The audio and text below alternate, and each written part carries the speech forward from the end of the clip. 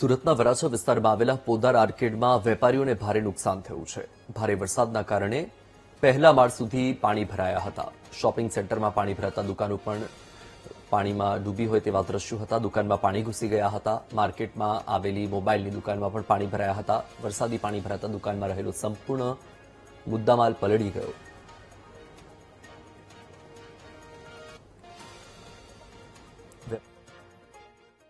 છેલ્લા 4 દિવસથી પડેલા ભારે ધોધમાર વરસાદે સુરતને જળબંબાકાર બનાવી દીધું હતું।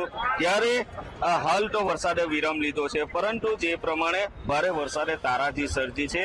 સીધા દ્રશ્યો જોઈ શકો છો। આ દ્રશ્ય છે વરાછા વિસ્તારમાં આવેલ પોદાર આર્કેડમાં કે જ્યાં બેઝમેન્ટમાં જે શોપિંગ સેન્ટર હતું એ બેઝમેન્ટની જે તમામ દુકાનો છે, તમામ દુકાનોમાં પાણી ભરાઈ જતા જે દુકાનદારો છે તેઓની હાલત દયનીય બની ગઈ હતી। હાલ તો વરસાદે વિરામ લીધો છે અને જે દુકાનદારોના જે માલિકો છે એ માલિકો દ્વારા હાલ જે પોતાનો સામાન બગડી ગયો છે, જે પાણીમાં પીલળાઈ ગયો હતો, તેને બહાર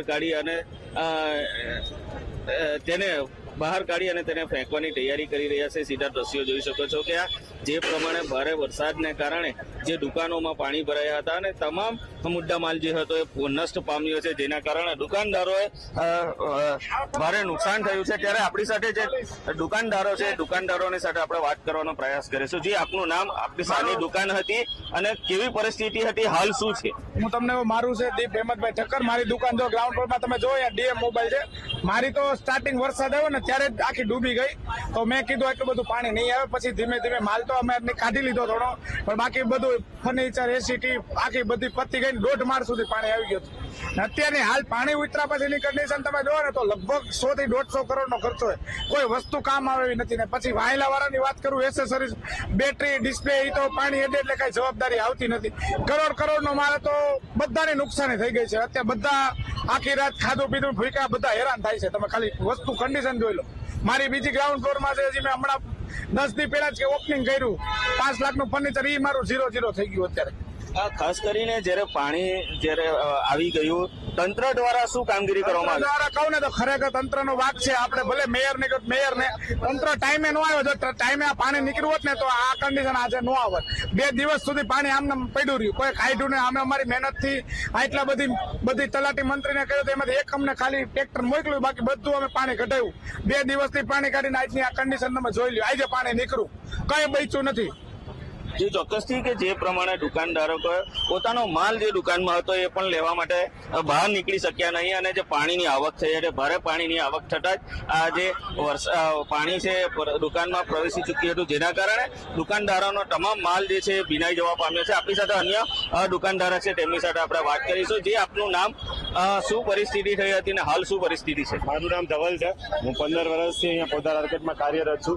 પરિસ્થિતિ તો તમે બધા વિડીયો જોયા જ હશે।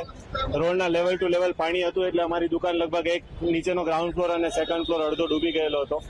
પરિસ્થિતિ તમે જોવો, અત્યારની પરિસ્થિતિ જોઈને વેપારીઓ નથી રોઈ શકતા કે નથી જોઈ શકતા એવી પરિસ્થિતિ છે। 20 વર્ષથી લોકો અહીંયા કામ કરે છે, બધાના આખા બબે પેઢીઓ, બબે દાયકા કાઢી નાખ્યા, દસકા કાઢી નાખ્યા છે, તો કેટલો માલ હશે? કોઈનો માલ લઈ નથી શક્યું। વેપારીઓ છે, એસેસરીઝ વાળા, હોલસેલ વાળા, એનો માલ નથી લઈ શક્યા, બધા ઝીરો છે અત્યારે। હવે બધાને નવી શરૂઆત કરવાની છે। કેટલું નુકસાન થયું હશે આશરે? આંકડો ગણો તો 200 કરોડ પ્લસ, 200 કરોડ પ્લસ તો આંકડો કન્ફર્મ છે।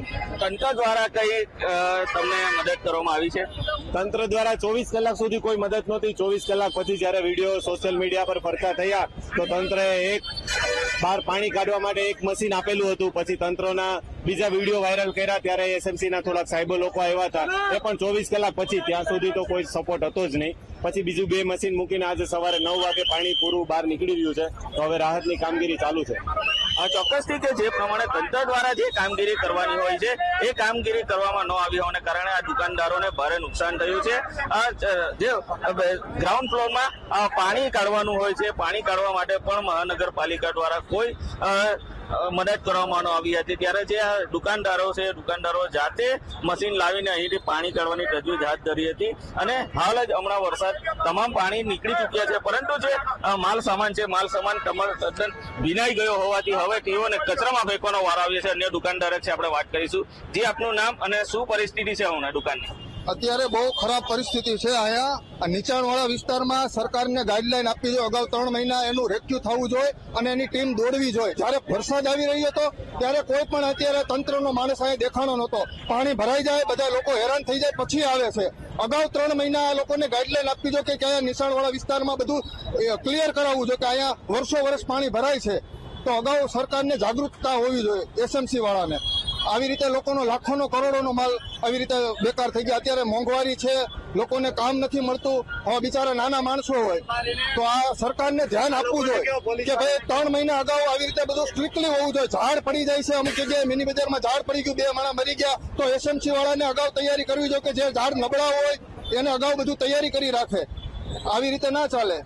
ચોક્કસથી કે જે પ્રી મોન્સૂન કામગીરી કરવાની હોય, પ્રી મોન્સૂન કામગીરી ફક્ત કાગળ પર જ કરી હોય તેવું લાગી રહ્યું છે. કારણ કે સિઝનનો પ્રથમ વરસાદ હતો અને પ્રથમ વરસાદે સુરતના તારાજી સર્જી છે. ત્યારે પોદાર આર્કેડમાં જે ગ્રાઉન્ડ ફ્લોર છે અને ફર્સ્ટ ફ્લોરમાં પણ વરસાદી પાણી પ્રવેશી જતા જે દુકાનદારો કે છે તેઓને કરોડો રૂપિયાનું નુકસાન થયું છે. ખાસ કરીને આ જે માર્કેટ છે, માર્કેટમાં મોબાઈલ માર્કેટ છે અને એસેસરીનું માર્કેટ છે. પરંતુ જે પ્રમાણે નવા મોબાઈલ વેચતા હોય લોકો એસેસરી અહીંથી લેતા હોય છે, એ તમામ એસેસરી અને મોબાઈલની દુકાનો પાણીમાં ગરકાવ થઈ જતા જ હાલ તો જે દુકાનદારો છે તેઓએ કરોડોનું નુકસાન વેઠવાનો વારો આવ્યો છે. ત્યારે લોકો મહાનગરપાલિકાના જે પ્રી મોન્સૂન કામગીરી કરવાની હોય છે તે ન કરવાને કારણે લોકોમાં હાલ ભારે રોષ જોવા મળી રહ્યો છે. કેમેરામેન નાદિમ સાથે નિર્મલ પટેલ, BTV ન્યૂઝ, સુરત.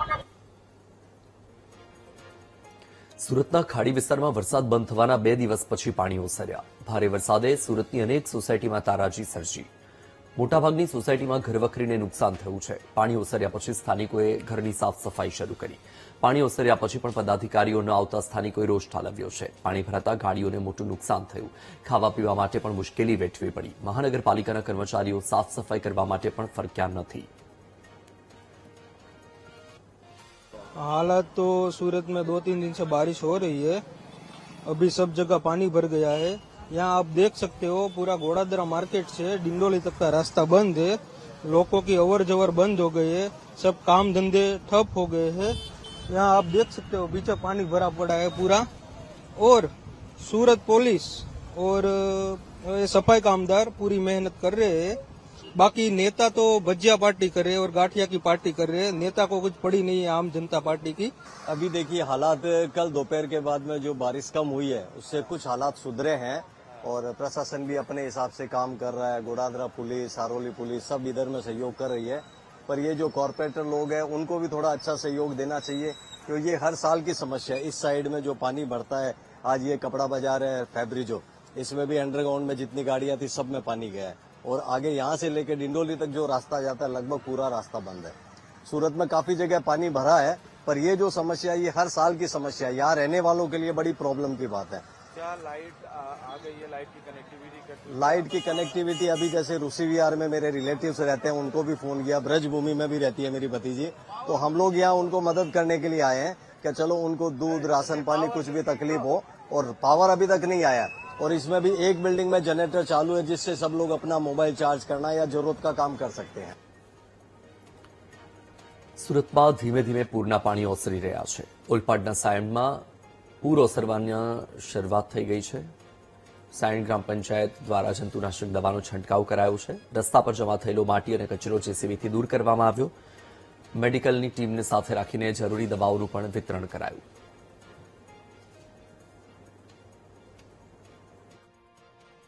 આરોગ્યની ટીમ, સટ્ટા ટીમ અત્યારે કાર્યરત છે ને પ્રાથમિક એક અમારી મોબાઈલ વાન જે દવાઓને કોઈને જરૂરિયાત હોય તે આરોગ્યને દ્રષ્ટિને લઈને એક આરોગ્યની ટીમ બી સતત ફરી રહી છે સાયા ગામ ખાતે. ને અમે જે ટાંકીની અંદર જે પાણી ડિસ્ટ્રીબ્યુટ કરીએ છીએ તેની અંદર ક્લોરીનનો અમે દવાનો છંટકાવ કરીને સતત અમે આ બાબતમાં ધ્યાન રાખીને જેટલું જરૂર પડે એ અમારી સતત કોશિશ રહીને સાફ સફાઈ કરીને અમે કામ ક્લીન કરવાની કોશિશ કરીશું.